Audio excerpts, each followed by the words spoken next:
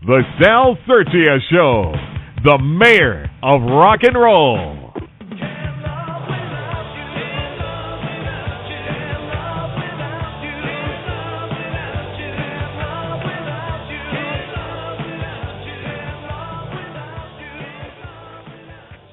Hey, folks, how we doing out there? This is Sal Sirchia speaking here. We're back with show number 13, and we got a great guest tonight, folks. Little by little, I'm getting the whole crew of the Warriors. You know, we're going to end up on the train to the Bronx pretty soon, the way I'm going. Joanne, are you there, Joanne? Joanne is a huge fan, too, right, Joanne? That's right, a big fan. Weren't you telling me a few minutes ago that your son was watching the Warriors just the other day or something like that? Yeah, he was. And actually, I didn't see the Warriors yet, but he said to me, you have to see this film. And I told him who's going to be on tonight. And he flipped out. He was like, wow. So he's 23 years old, and he loves it. Yeah, well, I mean, Dave has been in a ton of stuff. That's one of my favorite movies of all time. That's why I keep talking about that one. And I saw it. I must have seen it literally. I mean, I not even exaggerating, over 100 times. I remember when it first came out on VHS. I bought it back in like 1979 or something like that. It was like $80 for the VHS. But anyway, we have David Harris tonight, born May 23rd, 1959. Hey, you're only a year older than me, brother. Also known as David D. Harris, is an American television film actor, most known, for the that name that they gave you in that movie, Dave. Is such a hard name to say, but I think I'll say it right. Tell me if I'm saying this right. Cochise. See, I always screw that one up. It's like they gave you the hardest name out of all of them. But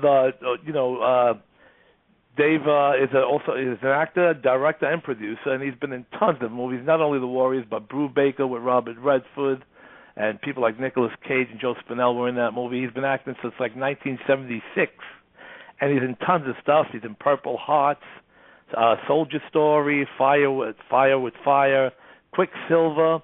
These are all huge, big Hollywood movies, and tons of TV shows like Kojak and Hill Street Blues. So, I could go on for about an hour telling all the people how many movies that David's in. So let's bring on Brother Dave. Brother Dave.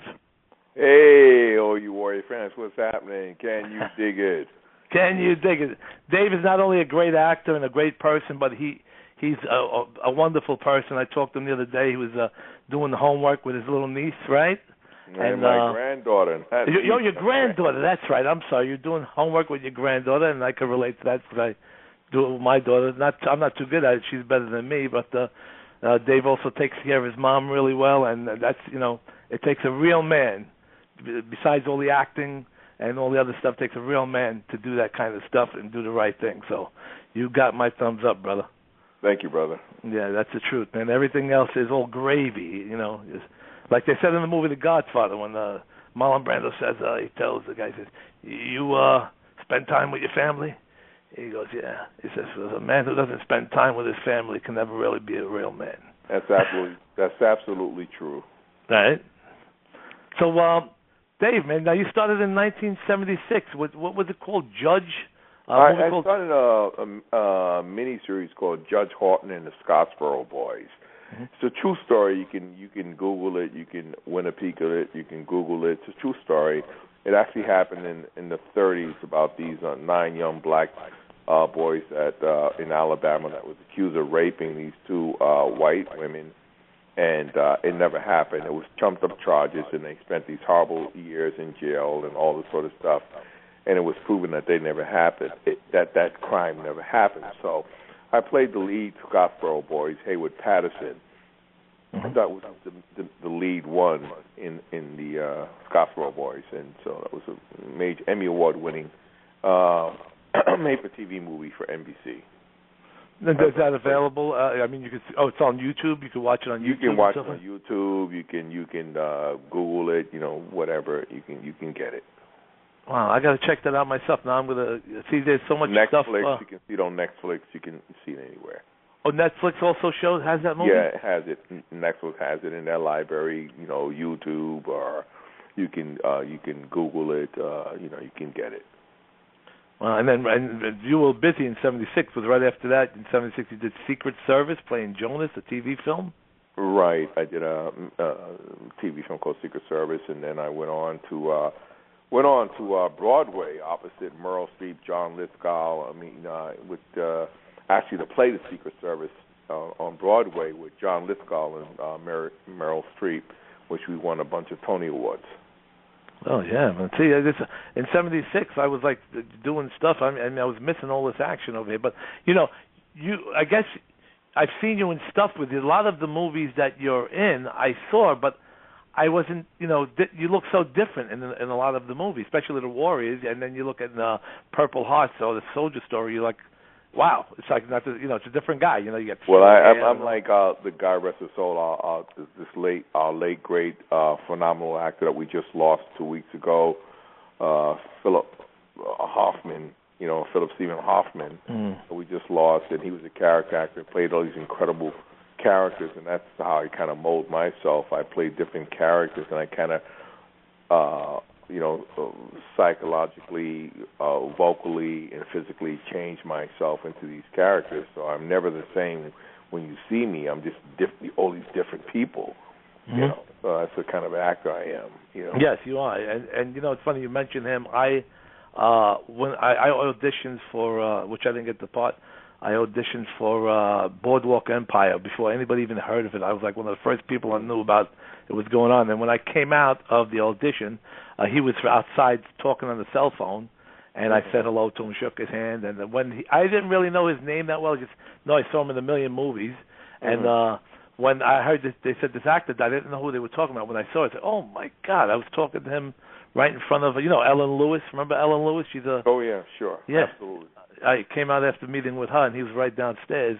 So, yeah, that was a drag. That's a drag, And the drugs, man, bad news. Yeah, it's a beast, and we're sorry that we lost him in the prime of his life, and, God rest his soul. Man was just an incredible human being, incredible actor. Everyone that knew him knew that you were around a very, very, very special human being and a very special performing artist. Yeah. And okay, now also in 1977 you were on Kojak. And I used to watch Kojak all the time. You said, "Who loves you, baby?" Yeah.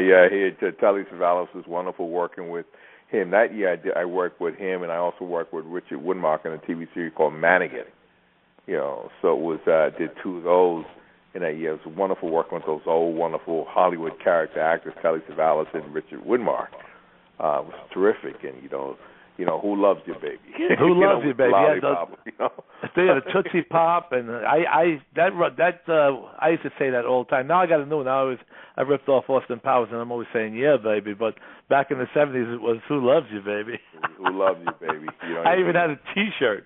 You look on YouTube, you see a video of me jamming in the basement at my friend's house, and I'm like 16 years old, and I'm wearing a shirt that says "Who loves you, baby?" That's great. That's great. He was a terrific man, wonderful actor to work with.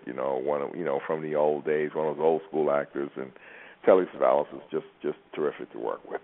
And Kojak, that was shot in New York City, wasn't it? Oh yeah, in the streets of New York. Oh, they used to shoot that in East New York? No, I said the streets of New York. Oh, I thought you said East New York, but that's where I'm wondering. No, just around the entire city. It was just great for the city to have that series here. That's when we had some series here, and it was just wonderful. It was great for the city. Now you also, you had a nice part on Hill Street Blues. Hill Street Blues, wasn't that, was Bob Clawhessie on the show at that time that you were doing it? Oh yeah.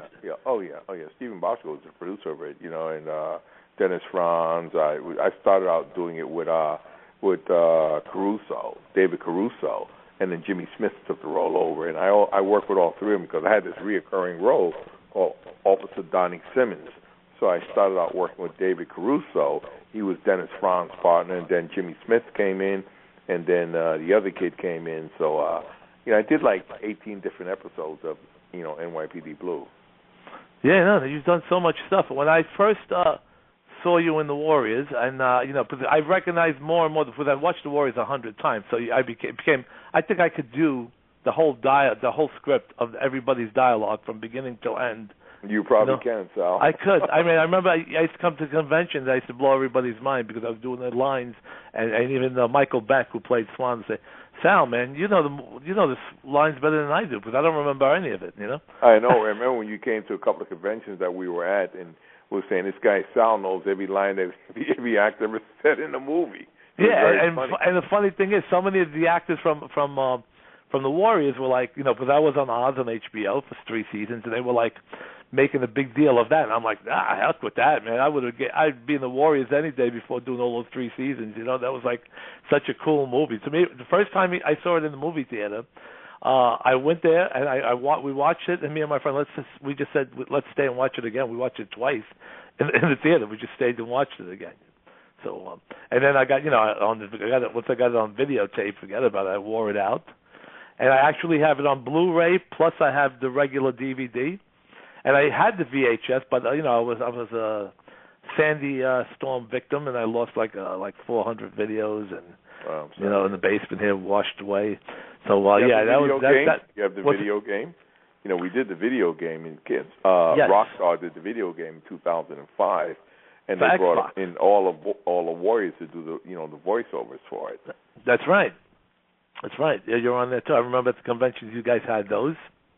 Mm-hmm. Selling those as well. Now, let's go back to early. When did you? You're the same age as me. I was born 1960. You're born in 59. So you're like 54, right? I was born in 59.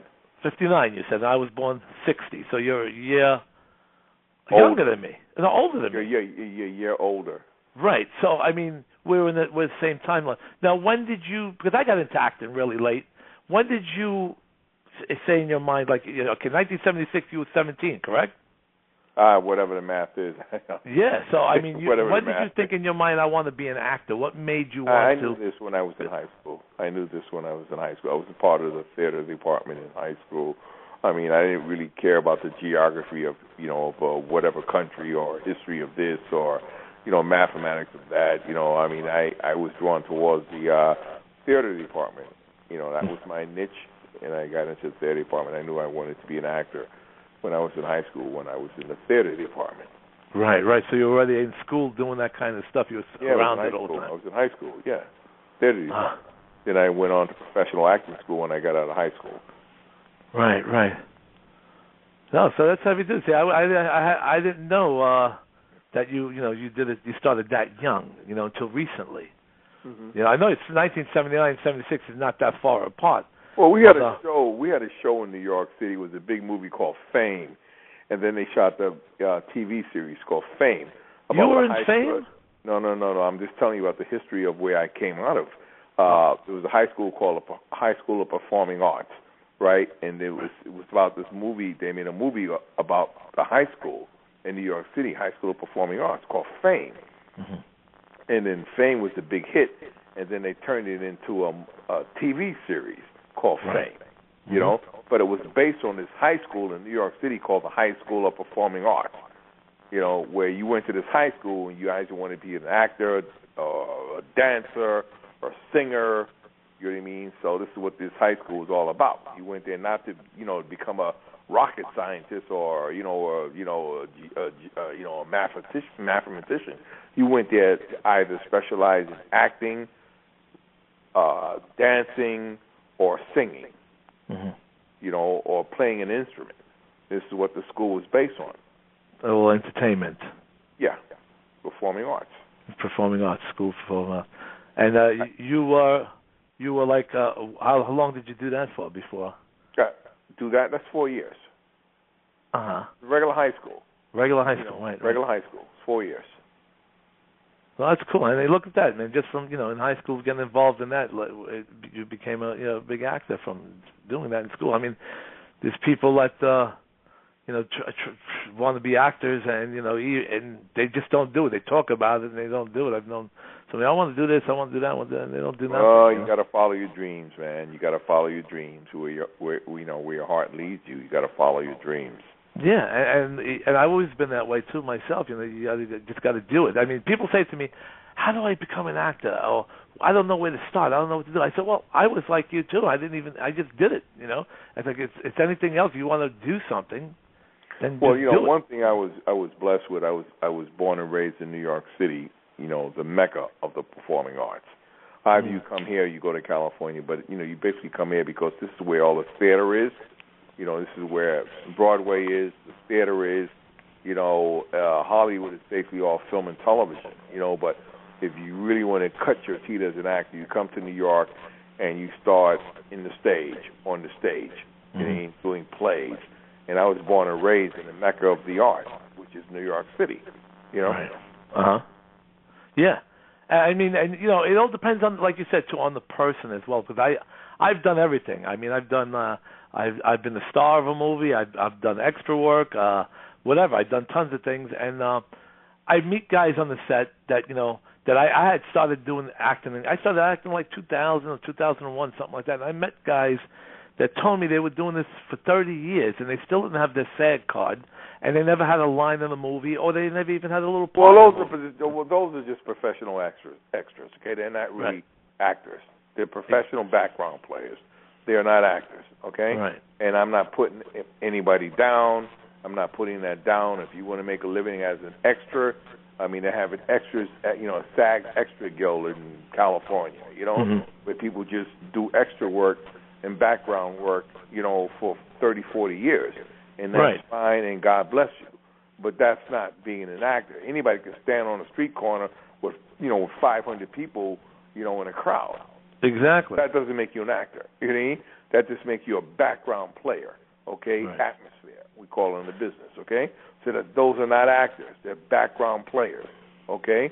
All right, they're atmosphere, but they're not actors. But people have made a living and educated their children and sent their children to college and paid off their mortgage, and God bless them, and that's wonderful. And I have all the respect for that. Right. But that is not a working actor, okay? Right. Okay? So let's Absolutely. get that straight. I agree. No, I agree. I mean, but there is some that I have met that want to get to that point. They just don't have it in them, or, you got to make noise. You got to stand out from the rest. I mean, when I got on Oz, I started off as an extra for one day that I was an extra, and before you know it, Tommy Fontana wanted me on the show like every day, and I became featured. And from that, I went into a movie with speaking parts, working alongside of Chuck Zito and Frank Vincent. So it's like you just got to really throw yourself in there and really show them that you want to do it. There's people that want to do it, but just don't have the balls to throw themselves in front of everything. Hey, I don't know what to say about that. To each his own. Everybody does their own thing. It's whatever you want in life. Like I said, follow your dreams. If whatever your dream is, I just say pursue it to the best of your ability. That's it. If you believe in it. Words of wisdom, that's for sure. Now let's get back to some of the movies. There's a lot of people. We might have quite a few 100,000 people listening out there tonight. We got Brother David Harris here, and a lot of fans around the world. And we, by the way, Dave, this is worldwide. This is internet radio, so we are heard all over the world. People in London, people in Italy, wherever, France, Jamaica. They are listening. So it's not like a FM or AM where you're in New York and you start driving towards Jersey and you lose the frequency. It starts losing start getting static. So, this is people all over the world, and I've been getting a lot of emails from people that don't even speak English, sending me, that's trying their best to tell me what big fans of yours they are. And thank you for having you on the show, so that I know they're tuned in. I appreciate that, and I say thank you for all my fans, wherever they are on the planet. God bless you. Thank you for loving the Warriors. Thank you for being a big fan of the Warriors. You guys make the Warriors. When we made this film back in 1978, when we were shooting the Warriors, we never thought that the Warriors would ever be an international cult flick movie. We never thought that we would have this kind of an audience. I mean, the Walter Hill, none of us did. We were shooting this movie. We had an 8-week shoot. We went for 6 months. That tells you about the quality of the Warriors. I mean, we were just shooting so much stuff. When you see the film, what you see in the film, there's so much stuff that we shot that was on the cutting room floor because, it's probably if everything that we shot was in the Warriors, you probably have a 4-hour film. Mm-hmm. You can't have a 4-hour film. You got to have a film for 1 hour and 45 minutes, 40 minutes, and so much wonderful stuff that we shot that the audience don't see, and it's amazing what we did shoot that the audience will never see. Right. I heard a lot of stories, a lot of actors that I know that also. What's the actor's name who said, can you dig it? What's his name again? Roger Hill, who played Cyrus. Right, Roger Hill, who played Cyrus. I was talking. Who was I talking to? I can't remember that. Roger Hill was called like the last minute. Somebody else was supposed to do that part, and they dropped out or disappeared and couldn't be found. Right, and Roger came in. I was actually the last warrior to be cast. I mean, Walter didn't find his Cochise, and I was doing a play in Minneapolis called Streamers, a David Ray play, a war story play. And I came back to New York. My agent said, hey, listen, there's a movie being cast, it's being shot in New York called The Warriors, and the director, is looking for this role of Cochise. He's seen all these people, but he hasn't found the actor that he wants to play the role. And I went in and met with Walter, and it took 5 minutes before, I got the role, and Walter told me, hey, Cochise is yours. Go down to wardrobe and go meet the wardrobe people. That's fantastic. But they had cast Michael Beck and James Remar and Deborah Von Valkenburg and, Tom Waits and Brian Tyler and Terry Michaels and Tom McKitterick and, all the other warriors. The entire cast was cast except Cochise, which is, David Harris. Wow. That was the last warrior to be cast. Hold that note, David, because this is getting more interesting by the second. We're going to go to commercial. Go Joanne, ahead. you got it queued up, and we'll be right back with David Harris. Does this sound like you? You want an online interior design business that puts money in the bank and even makes you money 24/7. You have the design skills, but you're unsure about the online business part. Or maybe you already have an e-decorating business, but the web traffic trickles in and the sales are slow. It seems like you'll never harness the power of the internet, and your dream of a successful online business feels out of reach. If you have plenty of unanswered questions and you're searching for reliable answers, look no further. Introducing the E-Decorating Missing Manual. This is a step-by-step proven plan to create a thriving online interior decorating business. It includes digital learning materials, from an info-packed PDF manual to instructional videos. Get it today at mupplebee.com. That's www.mupplebee.com.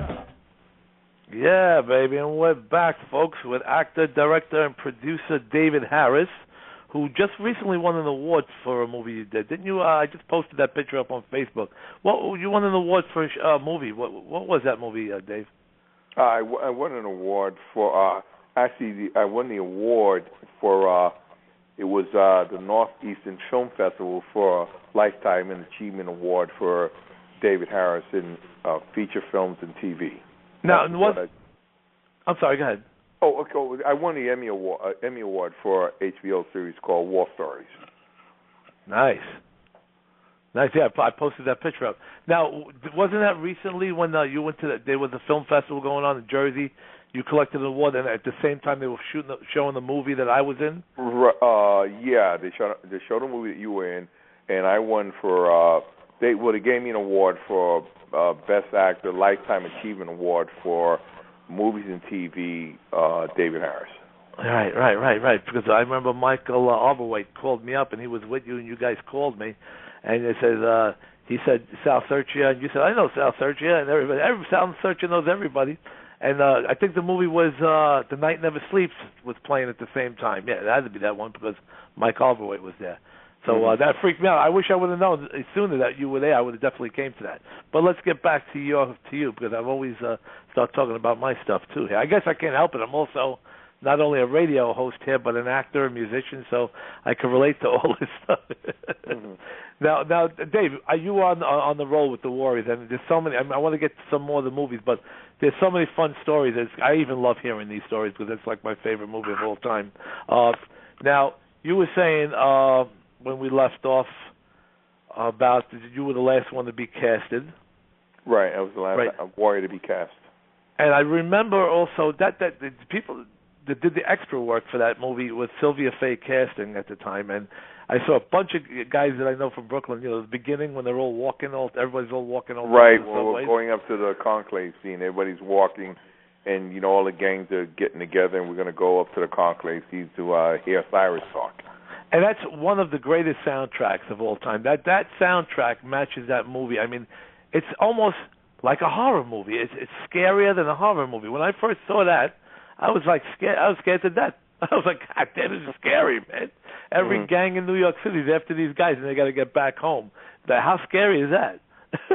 Yeah, it's pretty scary when we got to fight every gang in New York City from the Bronx all the way back to Coney Island. And the music, that music, like when you guys the freaky keyboard music. Dun, dun, dun, dun, dun, right, that was dun, Barry DeVojan who scored the movie, who did an incredible job with it. Just did an incredible job with his score of scoring the Warriors.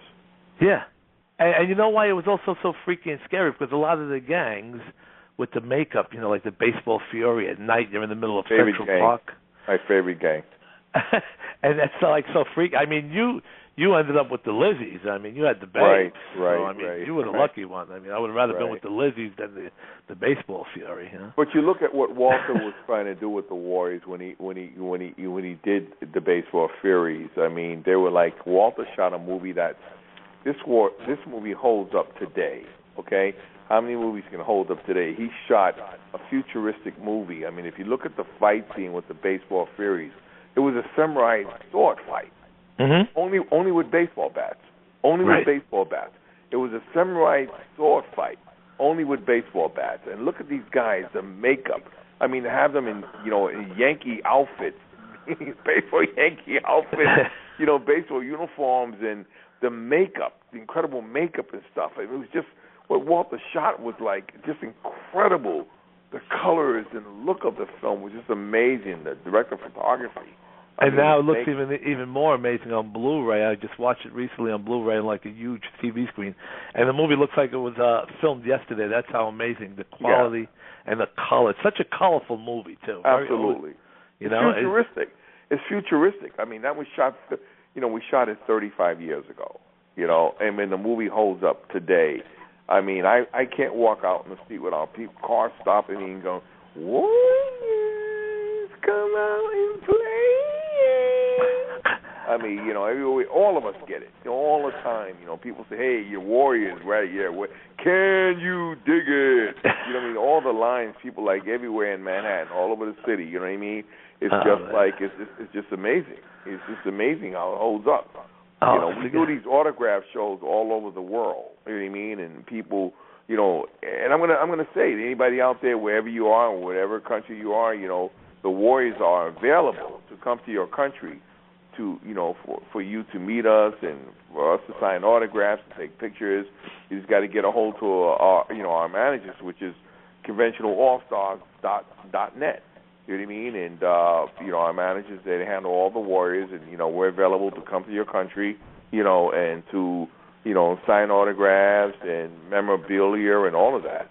You know what I mean? And it's great too. I mean, that's how I met you in the first place. I remember in 2006 when we did the Chiller convention. I was there for the 3 days promoting the movie Knock Knock that I am the star of, and you guys were in the next room, and I was like hanging out with you guys, not even caring about signing autographs. I was hanging out with you and Brian, who played Snowball, and Michael Beck and Dorsey Wright. It's like, who wants to be? Maybe I was at my table for about 5 minutes, and Michael Beck said, "Sal, I think you better go back to the table. You're not making any money." I said, "I don't care. I'm hanging out with the Warriors. What do I care?" Right. Matter of fact, if you go on YouTube, I don't know if I've ever sent it to you. You got to watch it. You're in the video. I was videotaping with my camera, all you guys, and it's on YouTube. I'll send you the clip so you can watch it. And you're on there, and I'm busting everybody's chops, making everybody laugh. Dorsey Wright and all you guys. So I don't know. Did you ever see it? No, I have not. Oh, I'm going to send you that. I'll send you that so you just click on it and watch it. Like, I'm filming everybody. I have a ball doing that stuff. But it is really great. They put all the Warrior guys in like one room, and everybody shows up with the vests on. It's almost like a Kiss convention. When Kiss does something, all the kids come up with the makeup on their faces and all that. So the Warriors has that same kind of, that same kind of feel to it. It's like people show up, looking like you guys, with the vests on.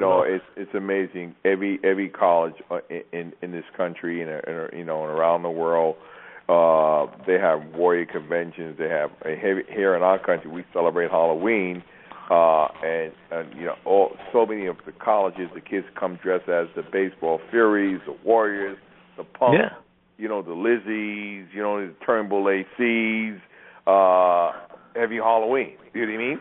It's a major thing on all the universities and all the colleges in this country, especially in England, Italy, Japan, the Philippines, Germany. I mean, we have Israel. I mean, we have so many fans. When I was in Italy in 1980, I went to Sicily for about a month. And that was already 1980. I was 20 years old. And on the radio, all you heard constantly was the music from the Warrior soundtrack. This was like a year after the movie was out, and I'd put on the radio in Italy, and all I'd hear was dun dun dun dun dun dun dun dun dun dun, and the Joe Walsh song, somewhere out on my horizon. So it was real. I guess it got really big a year later in Italy, because in America it was out in 1979, but Italy was always like that because the Warriors was playing in the movie theater. So was Saturday Night Fever in Italy at that time. It was 1980. I was dubbed. So here I was watching it, and it was cracking me up. So listen to everybody speaking in Italian, Right. Yeah. And let's tell us a funny story, something that crazy that might have happened on the set of that. Here's a funny story. We were doing a scene. It was a night shoot. We shot 85% of the movie at night. And we were shooting a scene, and we cut for dinner, which was at 11 o'clock at night sometime.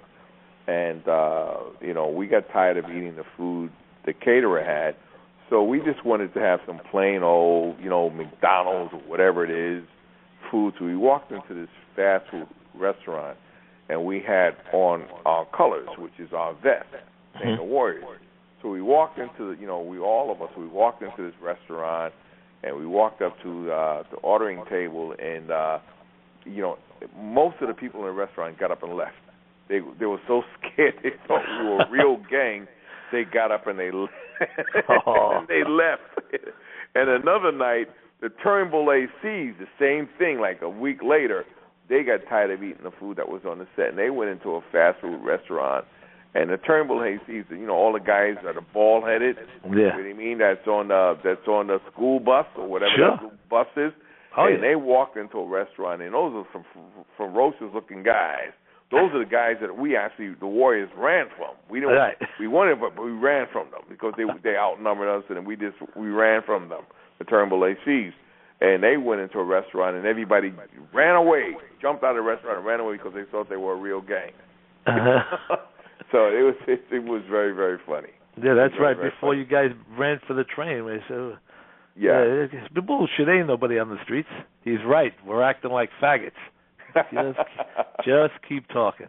Right. Those are the Turnbull ACs. I think I know every one of your lines as well, man. I mean, I love a lot of lines. It's all out there. Cyrus was right about one thing. It's all out there. Just got to go out and steal it. You got it. First, we got to find out what's worth stealing. You got it. Oh yeah, man. And we had Thomas Waits on about 2-3 weeks ago, and he told some great stories as well, and about some of the things on the set. Now, I also I heard that if you look on the deleted scenes, there's that poor girl that I feel terrible, and it happens to a lot of people. The girl that in the very beginning, which the movie starts off at night. But the movie starts off at day. It starts off at day. We're on the boardwalk in Coney Island. The movie actually starts off in the daytime, not at night. Right, and they didn't do it that way. The poor girl that had that whole scene in the beginning with Dorothy Wright. That's Sidney Poitier's daughter, Pam Poitier.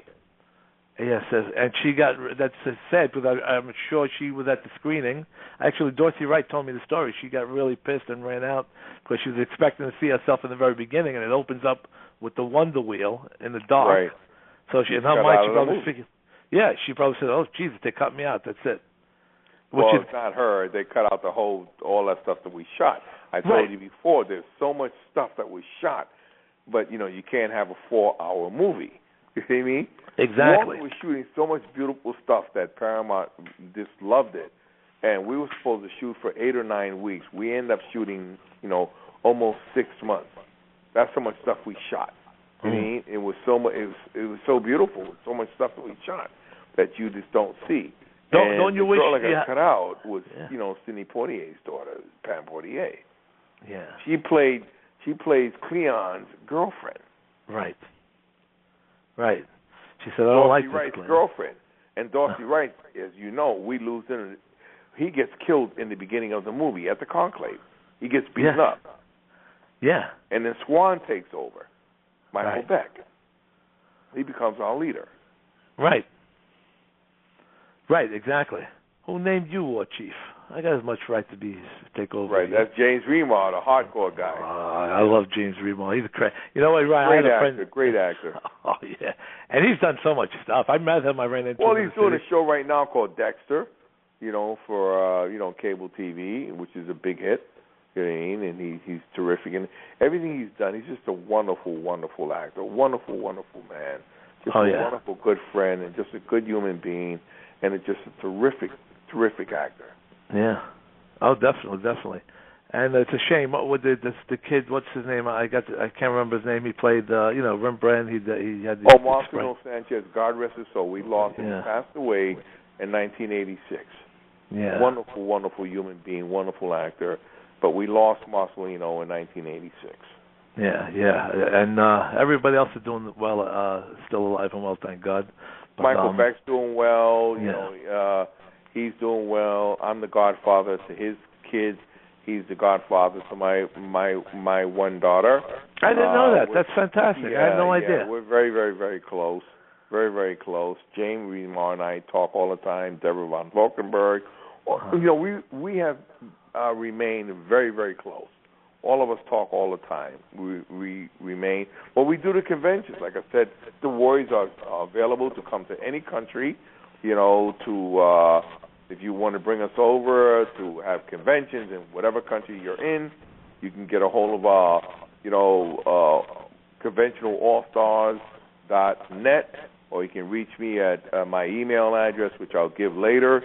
If you just want to have David Harris come over to meet fans in whatever country you are, I'll give you my email address, how you can get a hold of me, and we can do it. We can rock. Absolutely. Matter of fact, you've done the last convention I went to Chiller. What was that? April's coming up. What was that? The last one? The last one I did was in just before Hurricane Sandy. Right, that's right. I was there with my friend Paul, and I came to your table. You were sitting there. You even had a figurine, I think, of one of the baseball theory, or yourself. Myself. I have one of the Warrior dolls that I had there for sale. I remember that. It was one of the dolls, a Cochise doll. Yeah, and you were there. That's right. And you were there by yourself, and that's true, folks. I mean, even if you can't get everybody. Right. I had one of my backup Warrior vests that was for sale. If anyone that's interested that's listening tonight, I'll give an address how you can, if you're interested in purchasing memorabilia, one of my Warrior backup vests, I'll give you information how to get a hold of me to do that. Yeah, definitely, man. That's absolutely. But there's people all around the world listening, and hopefully you get some calls. That would be great. I mean, even though you're on Facebook, they could find you on Facebook and send you a message in your inbox, or if you want to give your regular email or anything you want, brother. Right. This is internet radio. We're here to promote and make things happen and make new connections and meet new people and stuff. I want to get back to I could talk about the Warriors all night, which I shouldn't be doing because you've done about 50 films or maybe 40 films. Absolutely, I've done 37 movies, and about 200 episodic television shows, and a gazillion commercials. Yeah. 50 million voiceovers. Yeah, you were MacGyver, Crime Story, In the Heat of the Night, Simon and Simon, The Equalizer, Cop Rock, NYPD Blue. It just goes on and on. I'm looking at it right now. I'm on your, right, Special Victims, Law and Order. Law and Order, ER. So much. And movies. Look at some of the movies. The Soldier Story. Now, isn't that with Denzel Washington? Yeah, that was one of the movies that I'm very proud of. It's called A Soldier Story, directed by Norman Jewis, and starring Denzel Washington, Howard Rollins, God rest his soul, Adolph Caesar, God rest his soul, Larry Riley, God rest his soul, myself, Robert Townsend, David Allen Greer, Art Evans. It was an all-star cast. It's big hit movie. Academy Award winning movie, just a terrific film, and if anyone has not seen it, you can get it on Netflix or YouTube or anywhere. It's called A Soldier Story, and you've got to see it. It's a phenomenal movie. Hey, it's funny. I was walking in Walmart yesterday, and there it was right in front of me on DVD. A Soldier Story, yeah. So there's a movie that Brother Dave is in. I worked with Denzel Washington twice as well. He's a great guy, very mellow. Likes to, he does his thing. Goes back to his trail or whatever. I worked with him in American Gangster, right? And I worked with him in the Taking of Pelham 123. I said hello. I didn't bother him too much, right? And I was featured. I didn't have any lines, but I was featured. Pelham 123. I was on the set for 15 days. I was one of the hostages on the train with car number 3. So basically I was seeing him and John Travolta every night, and I'd say hello, that type of thing, and John Travolta would say, "Hey, good to see you, brother." So it was a lot of fun, and he's a great actor. I worked with him also, like I said, American Gangster. I did a few days on that, and I did a lot of scenes that got like you said, on the cutting floor. So I did some scenes where I was dressed up like, with the greased back hair, mobster. I'm smoking a cigarette. I throw a guy in the car. I'd look around. I'd throw the cigarette, died out with my foot, and jump in the car, and we'd take off. And when I saw the movie, it wasn't there. Right. Well, but I got paid. Right. Well, you got paid. And, you got to work with some good actors, and you were around some phenomenal people. So that's what counts. Oh, yeah. And also on Oz, every day was big stars from everywhere. One day was Ben Vereen. The next day was Eric Roberts. The next day after that was, every day on Oz, they just kept bringing on all these big Hollywood stars from everywhere. So we'd work with them for days, and I became friends with a lot of them as well. So that's a great thing, about being on the set of these movies. You make new friends, and from there, like Anthony Chisholm, who he was, I want to get him on the show pretty soon as well. I think he's one of the greatest actors around. Me and him became very good friends, and we keep in touch on the phone, and that's how I ended up in Coalition, doing a scene, speaking role with Frank Vincent and Chuck Zito. From that, I ended up being a star of Knock Knock, because the same director did the next movie, and he loved me, and I ended up being a star of his next movie. So that's how, it works well that way. But you know what? We're going to go to one more commercial. Joanne got that queued up, and we'll be right back with actor, director, and producer David Harris. Here is a well-documented fact. Humans spend approximately 33% of life in bed. That's a good reason to consider bringing your bed into the 21st century. With Function All Linens, they'll change your bedtime forever. Designed for every kind of bedtime you can imagine, these fun and functional bed sheets have his and her side pockets that hold pretty much everything but the kitchen sink. The pockets allow you to have your cell phone, iPad, remotes, and anything else you need within your fingertips' reach at all times. No more cluttered nightstands. No more fumbling around in the dark. Simply reach for your pocket. Experience the affordable comfort and pure luxury that only Function All Linens can offer. For more information or to order, visit functionall-linens.com or beddazzle.com. Dun dun dun dun dun dun dun dun dun dun dun dun dun dun dun dun dun. We got David Harris here, and I'm doing the soundtrack because I could just see David, walking down the subway station there, And so, Brother Dave, man, you there, right? I'm here. You didn't say, "Damn, Sal, I had enough of you," and hang up on my head. Hang up while doing commercial. No. So tell us, Fatal Beauty. I'm looking at Fatal Beauty. Wasn't that Whoopi Goldberg? Yes, it was Whoopi Goldberg. What a wonderful film to do. You know, I mean, that was just so terrific. Whoopi's just, you know, she's born on the same day as my daughter, and we had, you know, she was just amazing to work with. You know what I mean? Fun lady, incredible talent, good person, and I enjoyed working with on that movie with her. I remember when that movie came out, but I had the band and I'd be playing the club, but in the daytime I managed the video store. And I remember that movie coming in the day I opened the boxes of new movies, and there it was, you know, she's that cover, she's sitting in the car or Cadillac on the box cover, right? Mm-hmm. And that feels like yesterday, 1987. So that's what, like 28 years ago already? Right. Absolutely. And then Fire with Fire. I remember that's with Ben That's Hessley, Virginia Munson and Craig Sheffer. Virginia Munson and Craig Sheffer. Terrific actors. And I remember when Quicksilver came out, Roger Daltrey did this, one of the songs, Riding like Quicksilver into the night. Ooh, feel me burn. You got it, brother. It was a lot of fun working with Kevin Bacon. He was a star of it. Kevin Bacon was a star of it. You know, and Paul Rodriguez and myself. It was Kevin Bacon, Paul Rodriguez, and myself. We starred in it. It's a terrific little film.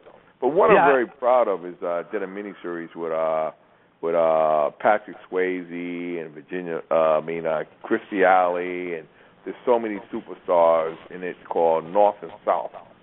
You know, it's just an incredible miniseries called North and South. And what year was that? I'm looking. I see it, 1985. 1985. And it was just, I mean, every Hollywood old-time actor and new-time actor, the stars of it was basically Patrick Swayze and Christy Alley. You know, and my scenes with Patrick Swayze and Christy are just phenomenal. Yeah, I got to check that. That I've never seen. Is that available? Is that series? You can get it on Netflix. You can YouTube. You can get it. Just go to Netflix and just go to YouTube. You know, it's called North and South, the miniseries. Now, I also have Netflix. Is that a streaming one, or is that one of those kind that you have to get the DVD? If it's a series, it must be a streamer. It's a miniseries. I mean, it's book 1 and 2. You know, I mean, it's book 1 and 2. It's like, 20 hours of it. You know? Oh, gotcha. It's a miniseries. Yeah. And Operation like Warzone. Like Shogun. Yeah, like the Shogun, right? Yeah. It's a miniseries, I remember that, the Shogun. Award-winning, but North and South is award-winning. Emmy Awards up to Guzan. Mhm. Brother David, I can't believe how much stuff you've done. Yeah, I mean, like here I am. I didn't know you did all this stuff. It's like wow, So you been doing acting all your life? Oh yeah. Well, anybody who wants to know what I've done, just go to my website. I have my own website. It's www.actordaviddharris.com. Again, www.actordaviddharris.com. That's my website. Yeah, and everybody, after the show, we do the show live right now. We're live, but after the show is over, it's on the internet forever. So, I mean, anybody who wasn't able to catch that just now, after the show is over, you can just click on that link on Facebook and on Twitter and all that. Just share the show over and over again.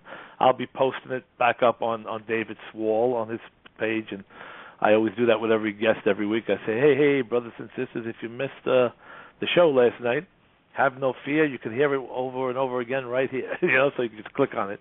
And Dave, you could do the same thing when if you want to hear it after you're done. And so anybody who missed it, sometimes we'll have like 10,000 people tuned in live, and who knows how many thousand people listen to it afterwards once it's already, on the internet, Plus there's tons of people in the chat room. How's the chat room looking, Joanne? A lot of people digging Dave? Yeah, well, the chat room is looking pretty good, but I also wanted to let Dave and the audience know that if they go to iTunes under Mathis Media Hub Radio, they can listen to it there as well. So you can download it, to your whatever device that you have, and you can listen to it. So that's great. So they could go to iTunes. I forgot about that. Thank you, Joe. And I know they could download it right onto a disc, the whole show, or right into their phone and listen to it over and over again. I tell you, technology. Yeah, I'm sure people would love. Yeah, would love to listen to this all over again, and so that's great. Yeah, and especially the great thing is, like, you know, you ever listen to regular radio and they say something so fast, and I wish I could have wrote that down. What's the name of that band? You know, and you can never find out who the band was.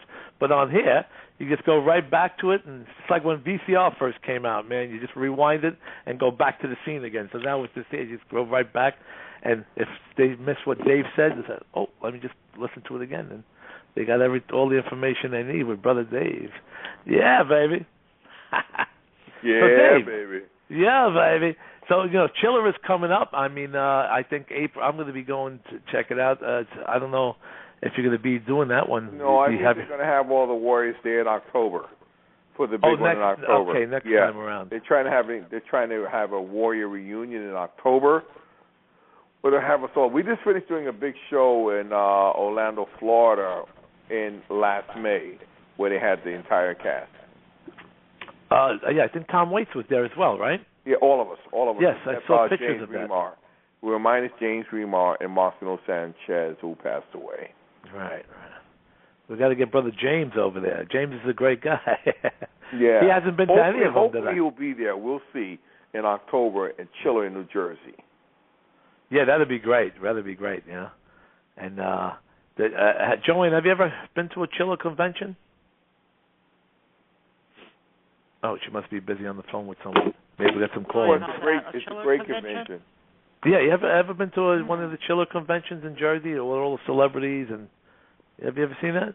No, I haven't. Oh, I got to send you the link. It's great. And that's where me and Dave met. We both. They had their room, and I had the table with the movie. That was a great show that time. There was so many big people there, and man, it was dynamite. I got to send you the video. But let's get back to some of Brother Dave's work here. Joanne, you have any questions for Dave, or maybe your son or anybody? Well, let's see. We already know what Dave's passion is. So he said his passion is acting, and you've been doing that since grade school, I think you said. It's what you started out doing. But the interesting thing that I wanted to say, I think, Sal, you pretty much said it already, is that Dave surely is following his passion. A lot of people don't do that. You know, they life happens, and, you know, they very often do other things. But, Dave, you pretty much kept, you know, that road no matter what. I mean, I see you have a daughter. I mean, you have a family, etc. But you still carried on with your passion. Is that true? Oh, absolutely. I didn't let anything distract it. I do what I can for my mom and my daughter, my granddaughter. Yeah. But my passion in my life is the performing art. You know what I mean? You know, I'm a single man. You know what I mean? And you know what I mean? I'm a single man, and I have this great passion and love for the performing art. You know what I mean? And I love people. I just love people. I love being around people. I love relating to people. I love giving to people. I love receiving from people. You know, and I try to enjoy my life and try. You know, I'm a bachelor. You know what I mean? They're gonna have all the girls. All the girls are gonna be emailing Dave after the show tonight. Gonna be like, "Whoa, big movie star single. I gotta meet him." You know. Exactly. All the chicks, I love ladies. I love ladies. You know, Brother Dave, man, the chicks are gonna be like after tonight. Forget it. All the chicks are listening. Well, I'm sure the ladies love you, Dave. I'm sure they love you. So there you go. I appreciate that. Yeah. And let's see here. I'm looking at some more stuff. I mean, we got to do another show one of these days, but there's so much stuff. Operation War Zone. I remember that one as well. 1990 that came out. Operation War Zone. Right. Was Joe Spinell in that movie? Yes. He was also in Brubaker. Joe Spinell was a wonderful actor. Oh, I was me and him were like best friends. I didn't know if you know that. I didn't know that. Did you also know Morgan Freeman? Because Morgan was also on Brubaker. Morgan, who doesn't know the incredible Morgan Freeman? Oh, he's great. He's one of the best actors in the world, Morgan Freeman. Right. Joe Spinell, Dave, if you didn't, just to let you know, I am the one who found him dead in his apartment in 1989. Oh, really? Yeah. Interesting. Yeah. If you look up on Wikipedia, you'll see the whole story. Sal Sirchia found Joe in his apartment, but it's all there. Oh, yeah. Okay, I'll have to do that. Yeah, I was the last 2 years of his life. I was like with him like every day, man, and he was like in 155 movies he did, and he. Matter of fact, do you remember he did the movie called Maniac? Oh, sure. Now, do you know that movie? They started filming it for like $38,000, and then it just got a little bit more money here and there and there, and it ended up making $23 million in the box office. You know, it can happen. It's amazing how some little, small, low-budget film that they can shoot for like, $30, $40, $50, $60, $70,000, and they can have, end up paying, look what happened. You know what the Blair Witch Project. That was no money at all. Right. They made millions of dollars. I know, and they probably made a lot of money also for like all the Tylenol and all the aspirin companies, because that movie gave everybody a headache the way the cameras were moving around. Right. So I think they were like affiliated with some like Tylenol or one of those Bayer aspirins. One of those they got together and said, hey, listen, make this movie that's the camera's shaking everywhere, and we'll sell the aspirins on the way out. That's very funny, Sal. That's very funny. But that probably is like one of the only movies that, the reason why back in the old days, man, you had Times Square, people made a film and they got played in the movie theater. Now big Hollywood actors make movies now straight to DVD, straight to video. Well, absolutely. And there's nothing wrong with that, but it's so different when they played in the movie theaters and it ended up, exploding. Like a movie like Maniac, the reason why it got so big was it was in the movie theaters. They played in a few theaters and it just word of mouth how people were saying how scary it was, and boom, it exploded. Right. Joe Spinell, he told me he passed on he was scheduled to do about 5 big Hollywood movies with little bit parts of them, but each gig paid like $10,000 for like a day's work or 2 days' work. He skipped all of that to do Maniac with no pay because he believed that something special was happening here, and that was the first time he was going to be the star of a movie. He was never the star of any movie except for Maniac. Right. So that's why he did it. He passed on all that money to work in that movie for free, and God probably said, well, man, since you did that, let's make this a big one, Sure. Yeah. And that's the way, that's the business. It can happen like that. That's the business. You know what I mean? That's the way it goes. You believe in a project, and you do it. There are a lot of actors that, big A-list Hollywood actors that believe in a project and there's no money for it, but they'll do it anyway because they believe in the script, they believe in the director, and they want to just be part of this. You know what I mean? Right. Right. Absolutely. That's the way it goes. I remember John Travolta said in an interview, he said, just always keep working because you never know which movie is going to be a hit. You never know. Yeah. You never know. Because even with him, he was out of the picture for a long time. He was still working, but he wasn't as, with Saturday Night Fever and Grease and these movies he was doing, he was just like trying to put out fire with gasoline. And then there was that period that things got really quiet. And then he came back with something called Pulp Fiction. Right. Quentin, who's a phenomenal director, phenomenal writer, phenomenal producer. You know what I mean? I'd love to work for Quentin. The guy is just phenomenal. And he's a big fan of Kung Fu movies. I used to run into him in Manhattan at the place called 43rd Chamber, right in the middle of Times Square. And they sold nothing but Kung Fu movies from the 70s. And Quentin Tarantino would be there all the time buying bootleg Kung Fu movies from the store because if you see some of the movies he made, remember a lot of the movies he made had... Well, look at Kill Bill. I'll just mention one thing, the Kill Bill series. You know what I mean? Exactly. And what was the movie he made? I think where they had the music. He used the same music from Five Fingers of Death. You took the music from that movie and put it in one of his movies. I forgot which one it was, though. But, Dave, this has been a great show, man. It's like we got 1 minute here. I want you to... Okay. We got to do another show one of these real soon, but I want you to tell everybody how they could get in touch with you again one more time, whoever's listening. Okay, you can get in touch with me on Facebook. You can get in touch with me. You can Google me with a peek of me. You can get in touch with me on my website, www.daviddharris.com. Again, www.daviddharris.com. Or you can reach me on my Facebook or my email address, david777h@yahoo.com. Great. And Dave, tomorrow morning, Joanne will be able to let Dave know the number of people, how many people were tuned in live, right? Tomorrow morning? That's right. So tomorrow morning, I'll send you an email, Dave, showing hopefully it's 15, 20,000 people were tuned in. But it's been big every week. Every week's been in the thousands, and so it's just getting bigger and bigger. So we want to say thank you to Brother Dave Harris and Joanne, and we're having a ball every week here. So everybody, please tune in. Thanks, Brother Dave, man. I hope to see you real soon. Love you, brother. Love you, brother, and to all my warrior family. Can you dig it? Can you dig it? Yeah, baby. Yeah, baby. Okay. Right. Dave. Yeah. Bye-bye. Cheers, all. Good night. Bye. Bye-bye. Thank you for listening. This has been a Mathis Media Hub production.